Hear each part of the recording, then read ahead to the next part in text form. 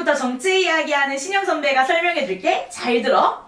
일단 쿼드라는 건 미국, 일본, 인도, 호주가 인도태평양 지역에서 중국을 압박하기 위해서 만든 군사 동맹체야.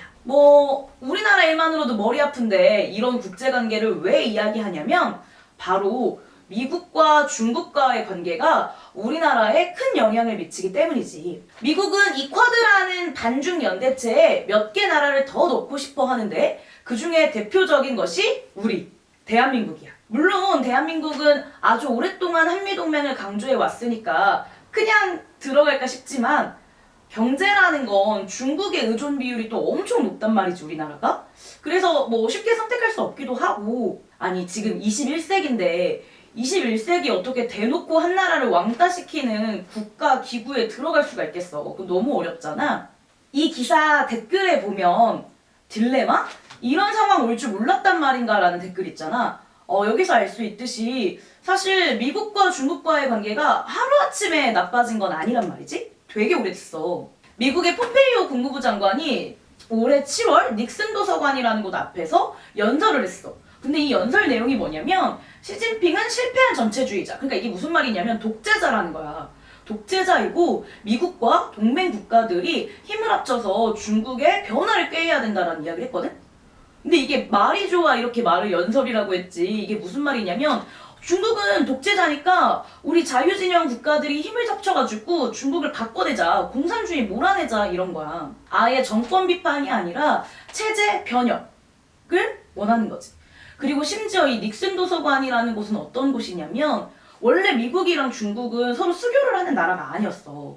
근데 1979년에 닉슨 대통령, 미국의 닉슨 대통령이 이제 이 냉전 체제를 허물자라고 이야기를 하면서 이제 미중 수교를 다시 하자라고 선언했던 대통령이거든? 근데 그 대통령, 미중 수교를 이끌었던 대통령을 기념하면서 만든 도서관 앞에서 중국은 공산주의자고 몰아내자라고 연설을 한다라는 건 70년대 이전의 삶, 그러니까 다시 냉전 체제로 돌아가자는 거지. 그래서 전 세계에서 이 미중 관계가 악화되는 것이 제2의 냉전 체제, 그리고 제3의 세계대전까지 일으킬 수 있다라고 이야기를 하고 있어. 자, 중요한 건 이 혼란의 도가니 속에서 우리나라는 어떤 입장을 취해야 하냐는 거잖아.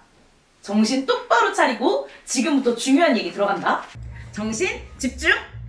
미국이 얼마 전부터 계속 한국 정부에 화웨이 제품을 사용하지 말라고 하고 있어. 완전히 자기 편에 서달라는 것을 계속해서 압박하고 있는 거지. 물론 우리 정부는 이거는 기업들, 그러니까 민간업체 문제이고 관련 정부부처랑도 협의가 필요하다고 하면서 답변을 미루긴 했어. 근데 사실 언제까지 미룰 순 없잖아. 미국이 쿼드를 만드는 것 자체가 1강대국으로서의 지위는 무너지고 더 이상 중국을 혼자서는 압박할 수 없기 때문에 이런 나라들을 끌어들여서 패거리를 만들려고 하는 거란 말이야. 그러니까 사실 이 국제관계에서 미국의 눈치를 보는 나라들은 점점 줄어들고 있어. 근데 유독 우리나라는 미국 눈치를 굉장히 많이 보고 있지. 물론 중국이 엄청나게 강해지고 있으니까 중국 편을 들자도 아니야. 체제전쟁에 휘말리는 것이 얼마나 불행한 일인지 아마 전 세계에서 우리나라가 가장 잘 알고 있지 않을까? 그런데 그런 우리나라가 또다시 강대국들의 힘싸움에 껴서 체제전쟁의 희생양으로 휘말릴 수는 없겠잖아. 정말 정신 똑바로 차려야겠지. 중립을 지키고 우리나라의 자주와 우리나라의 이익에 맞게 움직여야 돼. 누가 그런 선택을 하겠냐 싶지만 문재인 정부도 역시 박근혜 정부 때 이어서 제주 해군기지랑 사드 배치 이런 것들을 하고 있거든. 근데 이런 것들은 대표적으로 미국이 중국을 견제하기 위해서 전략적으로 배치하는 무기란 말이야.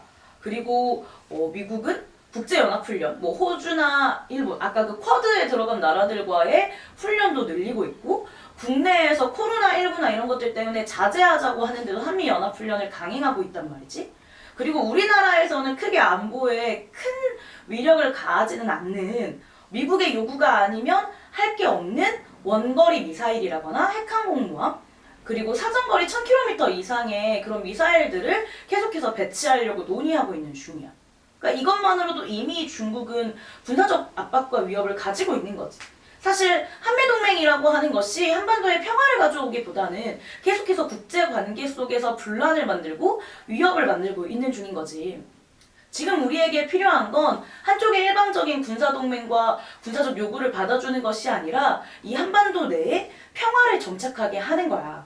지금 우리에게 필요한 건 국제관계 속에서 일방적으로 이 미국이라는 나라의 편을 들어주는 것이 아니라 중립을 잘 지키는 것.